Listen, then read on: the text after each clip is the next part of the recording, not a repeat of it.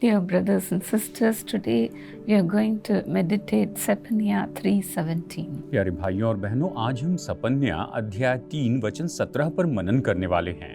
This is my husband's favorite verse. और ये मेरे पति का बहुत ही पसंदीदा वचन है। Here the Bible says, "The Lord your God is in your midst, यहाँ पर बाइबल कहती है कि तेरा परमेश्वर यहोवा तेरे बीच में है। a mighty one who will save. वो उद्धार करने में पराक्रमी है। He will rejoice over you with gladness. वो तेरे कारण आनंद से मगन होगा He will quiet you by his love. और वो अपने प्रेम के मारे चुपका रहेगा He will exult over you with loud singing." और फिर ऊंचे स्वर से गाता हुआ तेरे कारण मगन होगा। This Zephaniah 3:17 is full of emotion. और सपन्या 3:17 ये जो है ये तो पूरी भावनाओं से भरा हुआ है। Our Lord is not far away from us. हमारे परमेश्वर हमसे बहुत दूर नहीं है। He is in the midst of us. वो तो हमारे मध्य में है He is also involved in our lives. और वो तो हमारे जीवन में जुड़े हुए हैं। So, any time of the day we can call out to Him. और इसीलिए दिन के किसी भी समय हम उसे पुकार सकते हैं। He has so much love that He even gave His life for us. और उसने हमसे इतना प्रेम किया कि उसने हमारे लिए अपनी जान भी दे दी। Our Lord Jesus finished every work on the cross, हमारे प्रभु यीशु मसीह ने क्रूस पर हर एक काम पूरा कर दिया है so that we can be quieted by His love. ताकि हम उसके प्रेम के द्वारा तसल्ली पाएं। Not only that, He is mighty to save. केवल इतना ही नहीं, लेकिन वो तो सामर्थी है कि हमें उद्धार दे। He is not here to condemn us, but He rejoices over us. और वो हम पर दोष लगाने के लिए नहीं है, लेकिन वो तो हमारे ऊपर आनंदित होते हैं। How does God rejoice over us? परमेश्वर हमारे ऊपर कैसे आनंदित होते हैं? In Isaiah 62:5, the Bible says, "As the bridegroom rejoices over the bride, so shall God rejoice over you." जैसे कि यशायाह 62:5 कहता है कि एक जवान पुरुष अपनी कुमारी को ब्याह लेता है तो वो उसके लिए आनंद मनाता है, वैसे परमेश्वर आपके लिए आनंदित होंगे। Such is the depth of His love.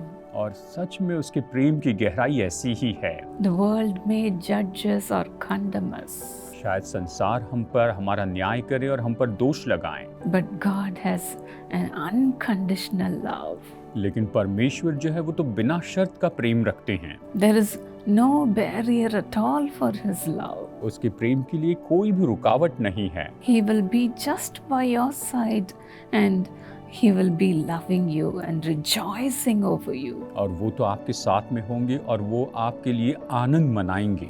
After the death of Jesus on the cross, the disciples really missed Him. और यीशु की क्रूस पर मृत्यु के बाद में उसके जो चेले थे वो सच में उन्हें प्रभु की कमी खल रही थी। They were so troubled in their hearts. वो तो अपने हृदय में इतने परेशान हो चुके थे। As in Luke 24, as they were walking on the streets of Emmaus, और जैसे कि लूका 24 में हम देखते हैं कि वो तो अम्माउस के मार्ग पर चल रहे थे। the Lord appeared before them and He was telling all about Him which was mentioned in the scripture. और प्रभु उनके सामने प्रकट हुए और वचनों में से वो उन्हें समझाने लगे। And at the end, they were talking to each other saying, as in Luke 24:32, और जैसे कि लूका 24:32 कहता है, वो दोनों चेले आपस में इस तरह से बात करने लगे। "Were not our hearts burning within us while He was talking with us on the road and opening the scriptures to us?" जब वो मार्ग में हमसे बातें करता था और पवित्र शास्त्र का अर्थ समझाता था, तो क्या हमारे मन में उत्तेजना न उत्पन्न हुई? This was the love of Jesus toward His disciples. यीशु अपने चेलों के लिए इस तरह का प्रेम रखते हैं। Jesus loves you too. यीशु आपसे भी प्रेम रखते हैं। He will not only rejoice over you, और वो केवल आपके लिए आनंद ही नहीं मनाएंगे, but then He'll be teaching you everything about Himself when you read the Word of God. लेकिन जब आप परमेश्वर का वचन पढ़ेंगे तो अपने बारे में प्रभु यीशु मसीह आपको हर एक बात सिखाते चले जाएंगे। That much love Jesus has for you. यीशु ने आपके लिए इतना प्रेम रखा है। As in Romans 10:17, the Bible says, Romeo 10:17 में जैसे कि बाइबल कहती है, faith comes from hearing, विश्वास सुनने से आता है and hearing by the word of God. और परमेश्वर का वचन सुनने से आता है। So every time you read the word of God, take Jesus for yourself. तो जब भी आप परमेश्वर का वचन पढ़ते हैं तो आप यीशु को अपने लिए लेते हैं Then he will come and sit in your heart. और फिर वो आकर आपके हृदय में वास करेंगे He'll be so pleased with you. और वो आपसे बहुत प्रसन्न होंगे। He will be rejoicing over you with shouts of joy being seated in your heart. आपके हृदय में निवास करके, आपके हृदय में वास करके वो आपके लिए बड़े आनंद से चिल्लाते चले जाएंगे। The love of Jesus is like a mother's love. यीशु का प्रेम तो माँ के प्रेम के जैसे है। He sings for us वो हमारे लिए गीत गाते हैं and he even puts us to sleep. और वो हमें सुलाते भी हैं। Many times I have experienced that. कई बार मैंने इसका अनुभव किया है। Before going to bed, I would be shedding tears. और आप सोने जाने के पहले शायद मैं आंसू बहाती रही हूँ, But then the Lord would speak to me in my ears with a still small voice saying, "My child, go to bed." लेकिन उसके बाद में परमेश्वर मेरे कानों में बड़ी धीमी आवाज में कहते हैं कि मेरी संतान तू सो जा, I am here for you. मैं यहाँ पर तुम्हारे लिए हूँ। Dear friends, the Lord really loves you and rejoices over you. प्यारे दोस्तों, सच में परमेश्वर आपसे प्रेम रखते हैं और आपके लिए आनंद मनाते हैं। Never say there's nobody in this world to love me. आप कभी मत कहिए कि संसार में कोई नहीं है कि मुझसे प्रेम करें। God is in your midst. परमेश्वर आपके मध्य में है। Our loving Heavenly Father. हमारे स्वर्गीय प्रेमी पिता, Lord, embrace your children even now with your love. हे पिता, अपने प्रेम से अभी अपनी संतानों को गले लगाइए। Lord, even now the spirit of joy come upon your people. हे प्रभु, अभी इस समय आनंद की आत्मा आपके लोगों पर उतर आए। Father, let them be full of your joy. पिता, हम आपके आनंद से भर जाएं। Make them to forget about their struggles in life. और प्रभु, आप इन्हें ऐसा कीजिए कि अपने जीवन की कश्मकश और संघर्ष को भूल जाएं। Let your love be poured into their hearts. और आपका प्रेम इनके हृदय में उंडेला जाए।